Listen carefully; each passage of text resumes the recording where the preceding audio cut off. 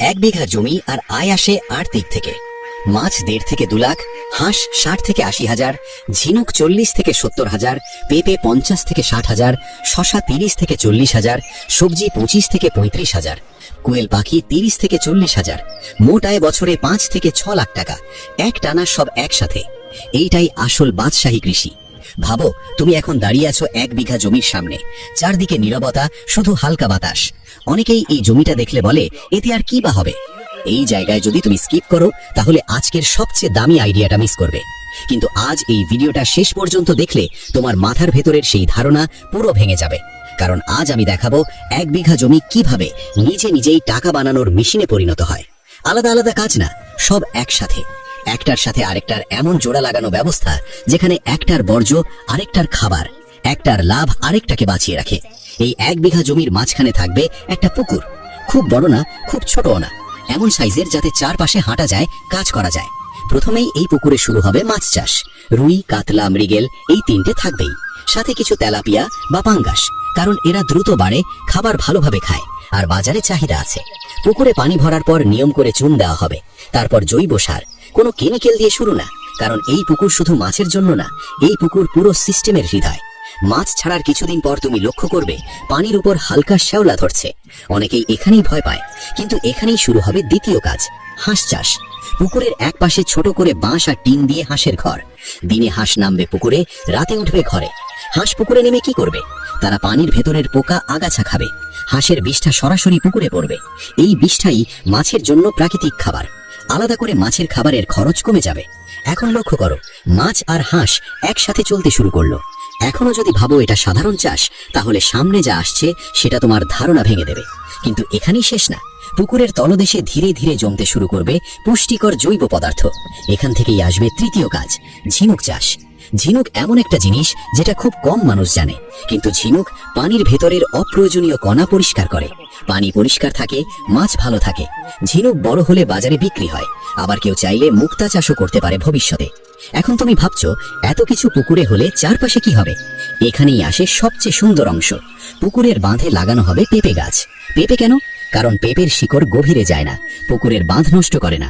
পেঁপে দ্রুত ফল দেয় আর সারা বছর কিছু না কিছু পাওয়া যায়। পুকুরের পানি দিয়ে পেঁপে গাছে সেচ দেওয়া হবে। মাছ আর হাঁসের কারণে এই পানি এমনিতেই সার সমৃদ্ধ। পেঁপের ফাঁকে ফাঁকে লাগানো হবে শশা আর লাউ জাতীয় সবজি। মাচা করে শশা উঠবে, পুকুরের পানির উপর ঝুলে থাকবে। একদিকে ছায়া হবে, পানির তাপমাত্রা কমবে, মাছ আরাম পাবে। অন্যদিকে সবজি বিক্রি হবে বাজারে। এক জায়গা থেকে 3 রকম আয়, মাছ, পেঁপে, সবজি। এখনো কিন্তু শেষ না, পুকুরের একপাশে একদম ছোট করে এমন জায়গায় যেখানে হাঁস বা মানুষ বেশি যাতায়াত করবে না, সেখানে বানানো হবে কোয়েল পাখির খাঁচা। খুব বড় খামার না, শুরুতে 500 থেকে 700 কোয়েল। কোয়েল কেন? কারণ কোয়েল কম জায়গায় থাকে, দ্রুত ডিম দেয়, ডিমের বাজার ভালো। কোয়েলের বিষটা জমিয়ে শুকিয়ে আবার পুকুরে বা সবজি খেতে ব্যবহার করা যাবে, আলাদা সার কিনতে হবে না। এখন একটু থামো, মাথার ভেতর হিসেব কষো। এই জায়গায় কমেন্টে লেখো, তুমি হলে কোনটা আগে শুরু করতে, মাছ, হাঁস না কোয়েল?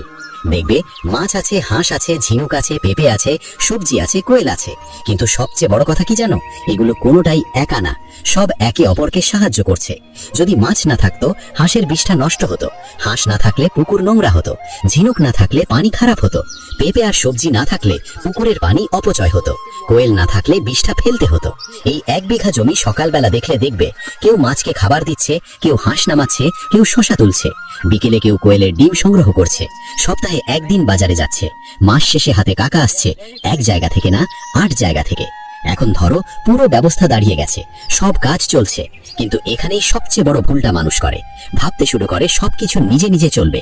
আসলে এই জায়গা থেকেই বুদ্ধি আর নজর দরকার, কারণ এই সিস্টেমে লাভ যেমন বেশি, ভুল করলে ক্ষতিও একসাথে হয়। তাই এখন আমি একদম সহজ ভাষায় বলবো, কোথায় চোখ রাখতে হবে, কোন জায়গায় হাত দিতে হবে আর কোন জায়গায় হাত না দিলেই ভালো।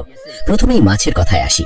পুকুরে মাছ ছাড়ার পর প্রতিদিন বেশি খাবার দেওয়া যাবে না, কারণ হাঁস আর কোয়েলের কারণে পুকুরে এমনিতেই প্রাকৃতিক খাবার তৈরি হচ্ছে। বেশি খাবার দিলে পানি নষ্ট হবে। সপ্তাহে 1 দিন পুকুরের পানি দেখবে রং খুব গাঢ় সবুজ হলে বুঝবে খাবার কমাতে হবে। মাসে একবার জাল টেনে মাছের ওজন আন্দাজ করবে। ছোট মাছ আলাদা করবে, যাতে বড় মাছের খাবার না খায়। এখন হাঁসের দিকে তাকাও। হাঁসের সবচেয়ে বড় সমস্যা হলো রোগ, কিন্তু যেহেতু তারা খোলা পুকুরে থাকে রোগ কম হয়। শুধু রাতে ঘরে ঢোকানোর আগে খেয়াল করবে কোনো হাঁস আলাদা হয়ে বসে আছে কিনা। এমন দেখলে সঙ্গে সঙ্গে আলাদা করবে। হাঁসের খাবারে আলাদা খরচ বেশি লাগবে না, কারণ দিনের বড় সময় তারা পুকুরেই খেয়ে নেয়। মাসে একবার ঘর পরিষ্কার করলেই চলে। ঝিনুক চাষের সবচেয়ে সহজ নিয়ম ধৈর্য। ঝিনুক আজ লাগালে কাল ফল আশা করা যাবে না, কিন্তু এর কাজটা খুব গুরুত্বপূর্ণ। ঝিনুক পুকুরের পানি পরিষ্কার রাখছে কিনা সেটা বোঝা যাবে পানিতে দুর্গন্ধ হলে, বুঝবে ঝিনুক কম, তখন কিছু বাড়াতে হবে। ঝিনুক তুলবে বছরে 1 বা 2 বার, তুলেই সব বিক্রি না করে কিছু রেখে দিলে পরের বছর খরচ কমে যায়। এখন আসি পেঁপে আর সবজিতে। পেঁপে গাছে বেশি সার দেওয়ার দরকার নেই, পুকুরের পানি দিয়ে নিয়মিত সেচ দিলেই যথেষ্ট। তবে এক জিনিস খেয়াল রাখতে হবে, বর্ষার সময় পুকুরের বাঁধ ভেঙে যাচ্ছে কিনা, কারণ বাঁধ নষ্ট হলে পেঁপে গাছ পড়ে যাবে।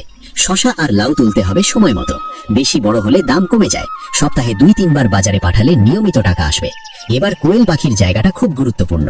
কোয়েল এমন পাখি যাকে বেশি ঝামেলা দিলে ডিম কমে যায়, তাই খাঁচা এমন জায়গায় হবে যেখানে খুব শব্দ না হয়। আলো ঠিক রাখতে হবে, দিনে 14 থেকে 16 ঘন্টা আলো পেলে ডিম ভালো দেয়। কোয়েলের বিষটা সরাসরি ফেলা যাবে না, রোদে শুকিয়ে তারপর সবজি খেতে বা পুকুরে ব্যবহার করবে। এতে গন্ধও হবে না, রোগও হবে না।